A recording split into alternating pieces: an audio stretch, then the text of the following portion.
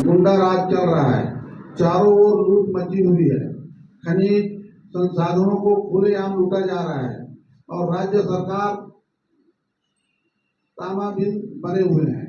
छत्तीसगढ़ प्रदेश Congress committee के अध्यक्ष दीपक बैज जी के आह्वान पर 12 दिसंबर 2024 को शहर के चुड़ई ओवरब्रिज महावीर चौक पर जिला स्तरीय एक दिवसीय धरना प्रदर्शन किया जाएगा। भारतीय जनता पार्टी भाजपा सरकार में जनता को लूट की खुली छूट है। विष्णु भोग के लिए वसूली जा रहा है। 50 रुपये प्रति बोरी सीमेंट पर अतिरिक्त दाम अचानक 260 रुपये से बढ़ाकर 310 रुपये प्रति बोरी कर दिया गया है। सीमेंट की कीमत में अचानक 1/4 की भारी भरकस वृद्धि भाजपा सरकार के कमीशन खोरी और मुनाफाखोरी का प्रमाण है। सीमेंट उत्पादन के लिए तमाम कच्चा हमारा जमीन, हमारी बिजली, हमारी और हमें ही महंगे दामों पर सीमेंट खरीदने के लिए मजबूर कर रहे हैं। भाजपा सरकार छत्तीसगढ़ सीमेंट का सबसे बड़ा उत्पादक राज्य है। यहाँ हर माह लगभग 30 लाख टन से अधिक सीमेंट का उत्पादन होता है। पहले केंद्र की मोदी सरकार 28% का भारी भरकस जीएसटी लगाया। अब शाह सरकार के संरक्षण में कीमतों में अचानक बढ़ोतरी जनता के लिए साथ अन्याय है। हर स्तर पर छत का वादा करके सरकार में आई भारतीय जनता पार्टी के शासन में भवन निर्माण की सामग्री में लगातार बेतहाशा वृद्धि हो रही है। रेत के दाम पिछले 9 महीने में 4 गुना बढ़ गए। स्टील की कीमतें दोगुनी हो गई और सीमेंट के दाम में 50 रुपये प्रति बोरी की वृद्धि से गरीबों और मध्यम वर्गीय परिवार के अपने घर के सपनों पर गहरी चोट, पीएम आवास योजना पर ही विपरीत असर पड़ेगा। देश और प्रदेश के विकास इंफ्रास्ट्रक्चर के निर्माण में सीमेंट एक अहम घटक है। सीमेंट के दाम में वृद्धि से न केवल निजी बल्कि प्रोजेक्ट में भी निर्माण लागत बढ़ जाएगा। पुल, पुलिया, बांध, सीसी रोड, भवन निर्माण कार्य प्रभावित होंगे। रियल एस्टेट सेक्टर में भी नकारात्मक प्रभाव निश्चित है। रोजगार पैदा करने में कृषि के बाद रियल एस्टेट दूसरा सबसे बड़ा सेक्टर है। सीमेंट की कीमत में अचानक वृद्धि से रियल एस्टेट व्यवसाय की कमर टूट जाएगी। लाखों की संख्या में लोग बेरोजगार हो जाएंगे। पूर्ववर्ती कांग्रेस की सरकार के समय सीमेंट स्टील रेट के दाम नियंत्रित थे। अब भाजपा सरकार के अनुचित संरक्षण में सीमेंट कंपनी निरंकुश हो चुकी है। जनता को लूटने का कोई डबल इंजन की सरकार नहीं छोड़ रही है। क्रूड ऑयल इंटरनेशनल मार्केट में आज 2014 के तुलना में लगभग आधा है। फिर भी डीजल और पेट्रोल के दाम 2 गुना वसूला जा रहा है। भूखंडों के रजिस्ट्री में भी 30% की छूट प्रदेश की भाजपा सरकार ने खत्म कर दिया। बिजली का बिल 2 गुना आने लगा। अब सीमेंट की कीमत बढ़ाकर चारों तरफ महंगाई की मार जनता पर पड़ रहा है। कांग्रेस पार्टी यह मांग करती है कि सीमेंट पर 50 रुपये प्रति बोरी की भारी भरकस मूल्य वृद्धि वापस ले और सीमेंट को आवश्यक वस्तु अधिनियम के तहत कमोडिटी तय सूची में शामिल करें। देश और प्रदेश के विकास इंफ्रास्ट्रक्चर के निर्माण में सीमेंट एक अहम घटक है। सीमेंट के दाम में वृद्धि से न केवल निजी बल्कि प्रोजेक्ट में भी निर्माण लागत बढ़ जाएगा। पुल, पुलिया, बांध, सीसी रोड, भवन निर्माण कार्य प्रभावित होंगे। रियल एस्टेट सेक्टर में भी नकारात्मक प्रभाव निश्चित है। रोजगार पैदा करने में कृषि के बाद रियल एस्टेट दूसरा सबसे बड़ा सेक्टर है। सीमेंट की कीमत में अचानक वृद्धि से रियल एस्टेट व्यवसाय की कमर टूट जाएगी। लाखों की संख्या में लोग बेरोजगार हो जाएंगे। पूर्ववर्ती कांग्रेस की सरकार के समय सीमेंट स्टील रेट के दाम नियंत्रित थे। अब भाजपा सरकार के अनुचित संरक्षण में सीमेंट कंपनी निरंकुश हो चुकी है। जनता को लूटने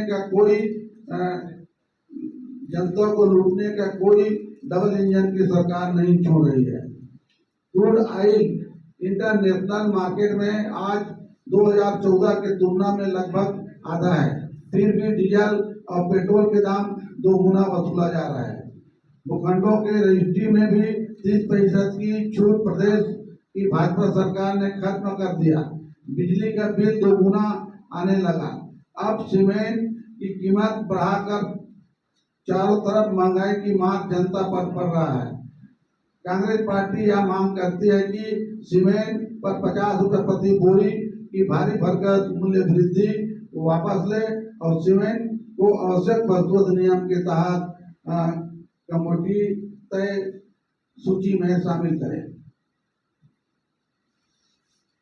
सीमेंट छत्तीसगढ़ को उपलब्ध हो सकता है।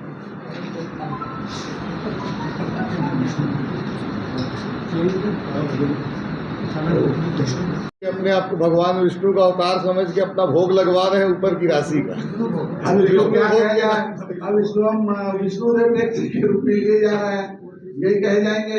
इन्हीं लोग कुछ बात को बोलते थे, तो अब तो जनता यही बोलेंगे कि विष्णुदेव टैक्स 50 रुपए प्रति बोरी लिए जा रहे हैं। विष्णु का अवतार विष्णु के साइड लगातार बोले।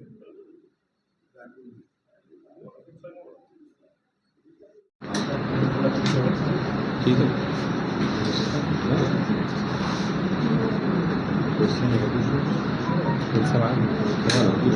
आपको पूछना है? जैसे रेत माफिया की बात करते हो, वो जो सत्ता में बैठे हैं उसको नियंत्रित करना चाहिए, तय करना चाहिए कि अभी वर्तमान में शासन द्वारा जो तय दर में जो ठेकेदार है वो आम जनता को उपलब्ध कराएं। ये तो उसकी पॉलिसी अगर अच्छी बनेगी तो जनता का लाभ होगा, पर पॉलिसी उसकी ऐसा बनाया जाता है ताकि रेत माफिया सक्रिय हो जाए और उससे सत्ता सरकार संचालित हो। ये दोनों सरकारों में वही हाल है। शासन का नियंत्रण नहीं होने के कारण रेत माफियाओं द्वारा मनमाने ढंग से उसका उपयोग करके ज्यादा रेट में बेचते हैं। आपके शासन में भी तो नहीं था सर? नहीं, हमारे सरकार में इस टाइप का भरोसा ही नहीं था। हमारे शासन में नियंत्रित था, एकाधिकार था, बस भरोसा ही नहीं था, एकाधिकार भी नहीं था। शासन के हमारे शासन में आम जनता को निर्धारित कम रेट में उपलब्ध होता था। ठेकेदार कोई भी हो, लेकिन इसको बिना लीज के अगर वो मोहल्ला मार्ग की तरफ कई जगह भी नहीं कर रहा है। जब से इनकी सरकार बने हैं तब से जो पुरानी जो ये पंचायतें हैं उनसे लेके भारतीय जनता पार्टी के जो नेता हैं उन लोग अपना अवैध निकासी कर रहे हैं। आपके समय में भी जंगलेश्वर में तो आप तो महापौर चलाते थे, आपके समय में जानकारी तो नहीं है, क्योंकि पंचायत के माध्यम से होता है, तो अपन कैसे बोल देंगे कि महापौर ने इसमें निकालेंगे। विधानसभा चुनाव के पहले सितंबर 2023 में भी सीमेंट के रेट 310, 320 रुपए प्रति बोरी तक गया था। सितंबर 2023 250 चुनाव के आसपास 250 के आसपास था। ये छत्तीसगढ़ में नहीं रहा होगा, अदर स्टेट में रहा होगा। अदर स्टेट में रहा होगा, छत्तीसगढ़ में नहीं। एकाएक बढ़े ना रेट का, सभी सीमेंट और छड़ रेती सभी चीज में इन लोगों ने एकाएक वृद्धि की है। और एक तरफ गरीबों को आवाज देने की जो वादा किए हैं सस्ते रेट में, तो इतना जब महंगाई बढ़े तो कहाँ उतना वो लोग मकान बना पाएंगे।